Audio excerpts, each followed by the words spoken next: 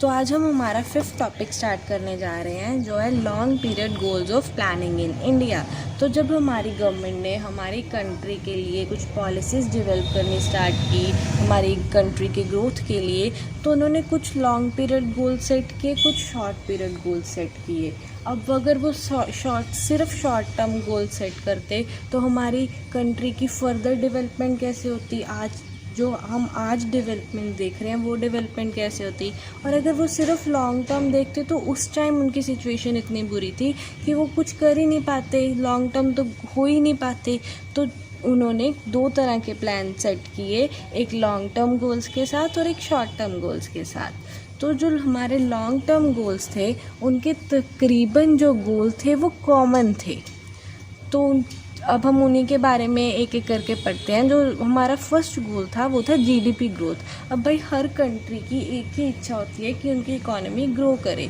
तो जब उन्होंने भी ये पॉलिसी सेट की तो उनका फर्स्ट गोल था कि उनकी जीडीपी ग्रोथ हो। अब जब जीडीपी बढ़ेगी, पर कैपिटा इनकम बढ़ेगी, तो हमारे लेवल ऑफ आउटपुट भी तो बढ़ेगा ना इकोनॉमी में। पर कैपिटा इनकम क्या है? National income upon total population. तो हमारी जो पर कैपिटा इनकम है वो नेशनल इनकम के डायरेक्टली प्रोपोर्शन है। तो जब नेशनल इनकम बढ़ रही है तो पर कैपिटा इनकम भी तो बढ़ेगी ना। इसीलिए जब पर कैपिटा इनकम बढ़ी है तो आउटपुट भी बढ़ा इकोनॉमी में। अब अगर हमारी कंट्री में पैसा प्रोड्यूस हो रहा है, पैसा इंक्रीज़ हो रहा है, तो कुछ तो किया ही होगा ना उन्होंने, तो हमारे लेवल ऑफ आउटपुट बढ़े। तो ये जब लेवल ऑफ आउटपुट बढ़े तो हमारी सोसाइटी में flow of goods and services भी बढ़ गया। तो जब लेवल ऑफ इनकम बढ़ी, पर कैपिटा इनकम बढ़ा, तो उससे हमारा आउटपुट बढ़ा। अब आउटपुट बढ़ा है तो भाई फ़्लो भी तो बढ़ेगा ना गुड्स का एंड सर्विसेज का इकोनॉमी में। तो हमारी इकोनॉमी में गुड्स एंड सर्विसेज का फ़्लो भी बढ़ गया। तो ये 3 पॉइंट्स में यही लिखा है कि जीडीपी ग्रोथ क्या है? Increase in GDP and per capita income means increase in level of output in economy. Per capita income क्या है? वो है national income upon total population. और अगर हमारा आउटपुट बढ़ा इकोनॉमी में तो हमारी गुड्स का फ़्लो भी बढ़ेगा। तो अब जीडीपी में इंक्रीज़ हुआ तो इकोनॉमिक ग्रोथ भी होगी। अब इकोनॉमिक ग्रोथ क्या है? इकोनॉमिक ग्रोथ का मतलब है consistent increase in flow of goods and services over a long period of time. मतलब ये नहीं है कि सडन ग्रोथ होगी तो हम उसको इकोनॉमिक ग्रोथ समझेंगे। अगर हमारी इकोनॉमी में जो भी गुड्स एंड सर्विसेज कॉन्टीन्यूसली बढ़ रही हैं, एक पर्टिकुलर टाइम के लिए नहीं, कॉन्टीन्यूसली कंसिस्टेंटली बढ़ रही हैं, तो लॉन्ग पीरियड में उसको हम इकोनॉमिक ग्रोथ कहेंगे। कि सिर्फ 1-2 साल के लिए बढ़ गई तो वो इकोनॉमिक ग्रोथ नहीं हुई हमारे लिए। कॉन्टीन्यूसली 3-4 साल से हम बोल रहे हैं कि हमारी जीडीपी में ग्रोथ हो रहा है, हम आगे डेवलप हो रहे हैं, तो उसको हम इकोनॉमिक ग्रोथ कहेंगे।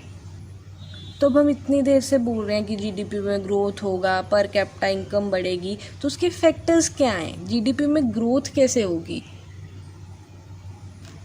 तो जीडीपी ग्रोथ का फर्स्ट फैक्टर है कि अगर रिसोर्सेज में इंक्रीज़ हो हमारे कंट्री के। अगर भाई रिसोर्सेज बढ़ेंगे तो हमारी प्रोडक्शन भी बढ़ेगी, प्रोडक्शन बढ़ेगी तो नेशनल इनकम बढ़ेगी, नेशनल इनकम बढ़ेगी तो जीडीपी में ग्रोथ होगा। तो फर्स्ट पॉइंट हो गया increase in resource base of country. दूसरा पॉइंट हो गया इंक्रीज इन प्रोडक्टिविटी। अब अगर प्रोडक्टिविटी बढ़ी तो ही आगे नेशनल इनकम बढ़ेगी ना। तो प्रोडक्टिविटी में भी अगर प्रोडक्टिविटी भी बढ़ेगी तो भी हमारी जीडीपी में ग्रोथ होगी। अब अकेले रिसोर्सेज का हम क्या करेंगे? अगर रिसोर्सेज पड़े हैं उसका तो हमें कोई फ़ायदा नहीं है ना। तो रिसोर्सेज के साथ साथ प्रोडक्टिविटी भी बढ़नी चाहिए। प्रोडक्टिविटी क्या है?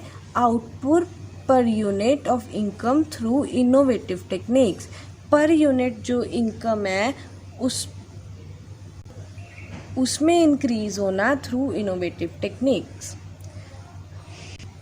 तो इससे रिलेटेड, जीडीपी की ग्रोथ से रिलेटेड हमारे गवर्नमेंट ने क्या प्लानिंग की कि जो नेचुरल रिसोर्सेज हैं वो फुली एक्सप्लोर हो और उनकी प्रोडक्शन टेक्नोलॉजी के साथ कॉन्टीन्यूसली इम्प्रूवमेंट भी हो। तो क्या प्लान किया उन्होंने कि जो हमारे नेचुरल रिसोर्सेज हैं वो अच्छी तरह से ढूंढे जाएं, फुली एक्सप्लोर्ड हो, उनका यूटिलाइजेशन प्रॉपर हो और जो प्रोडक्शन टेक्नोलॉजी है उसमें कॉन्टीन्यूसली इम्प्रूवमेंट आती रहे। अब पुरानी टेक्नोलॉजी के कारण हमारे काफ़ी रिसोर्सेज हैं वो वेस्ट हो जाते हैं, इसीलिए उन्होंने रिसोर्सेज को एक्सप्लोर करने के साथ साथ प्रोडक्शन टेक्नोलॉजी को कॉन्टीन्यूसली इम्प्रूवमेंट में भी ध्यान दिया। अब दूसरा गोल था उनका फुल एम्प्लॉयमेंट। फुल एम्प्लॉयमेंट का क्या मतलब है कि एक सिचुएशन जब हर वो इंसान जो काम करना चाहता है और उसको काम मिल भी रहा है मार्केट वेजेस पे, जो भी हमारे जैसे कि ये नहीं है कि वो काम कर रहा है उसको पैसे नहीं मिल रहे या वो डिमांड कर रहा है कि भाई मैं काम कर रहा हूँ मुझे इतने पैसे मिले मैं अमीर हो जाऊँ। इसका मतलब ये है कि हर इंसान जो काम करना चाहता है उसको एक मार्केट वेज रेट जो हमारी गवर्नमेंट ने सेट किया है कि एक पर्टिकुलर वेज इस इंसान को मिलनी चाहिए, अगर वो उतने पे काम कर रहा है तो वो एम्प्लॉयड कहा जाएगा। तो जो ये प्लान था इसका ऑब्जेक्टिव सोशल था कि हमारी सोसाइटी की भी ग्रोथ हो, कि ये इसका जो मोटिव था वो प्रॉफिट अर्न करना नहीं था, ये जो गोल था इसका मोटिव सोशल ऑब्जेक्टिव था। तो अब जब हमारी सोसाइटी डेवलप हो रही है तो हमारी सोसाइटी की ग्रोथ भी हो रही है, इससे हमारी ओवरऑल ग्रोथ भी हो रही है। तो ये ऑब्जेक्टिव था कि इंक्लूसिव ग्रोथ हो, सिर्फ हमारे प्रॉफिट तक ना रहे हमारी सोसाइटी की ओवरऑल ग्रोथ हो। तो अब ऑब्जेक्टिव्स क्या हो गए कि more and more people should participate in growth process, ज़्यादा से ज़्यादा पीपल पार्टिसिपेट करें। इसीलिए गवर्नमेंट ने कुछ हमारे जैसे लॉज भी बनाए हैं कि मिनिमम वेज एक्ट, ताकि हर बंदा एम्प्लॉयड हो सके। और इसका ऑब्जेक्टिव क्या था कि growth benefits must be shared across a wider section of society, कि जो हमारी ग्रोथ हो रही है वो सिर्फ एक पर्टिकुलर रिच पर्सन या एक पर्टिकुलर ग्रुप में ना रहे, कि वो सोसाइटी की ओवरऑल ग्रोथ हो। इसीलिए गवर्नमेंट ने कहा कि जो हमारा इस पॉलिसी का गोल है वो है growth with social justice, growth भी हो पर सोशल जस्टिस भी हो। अब हमारा यहाँ पे एक मेन पॉइंट आ जाता है कि क्या अगर फुल एम्प्लॉयमेंट है तो हम ये कह सकते हैं कि हमारी सोसाइटी में अनएम्प्लॉयमेंट है ही नहीं है? नहीं, इसका ये मतलब नहीं है। अगर फुल एम्प्लॉयमेंट है ये इट डजेंट मीन्स कि ये ज़ीरो अनएम्प्लॉयमेंट है। Full employment is not equal to zero unemployment. इसका क्या मतलब है?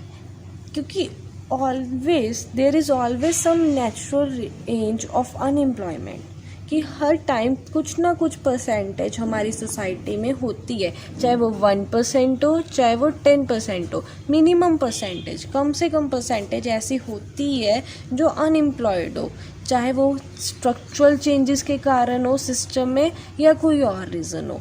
तो यही इसका मतलब हो गया कि फुल एम्प्लॉयमेंट होने के बाद भी कुछ पॉइंट्स ऐसे होते हैं, कुछ हमारी सोसाइटी में ऐसे पार्ट्स आते हैं जहाँ पे अनएम्प्लॉयमेंट नहीं है। तो ये जो हमने बोला कि ये स्ट्रक्चरल चेंजेस के कारण भी हो सकती है कि अनएम्प्लॉयमेंट, तो वो स्ट्रक्चरल चेंज क्या है? स्ट्रक्चरल चेंज हो गया कि अगर कोई न्यू टेक्नोलॉजी आई है, स्ट्रक्चर में चेंज हुआ है सोसाइटी के, तो अब जैसे कोई भी न्यू टेक्नोलॉजी आती है तो उसको समझने में कुछ टाइम तो लगता है ना, उसको अडॉप्ट करने में टाइम लगता है।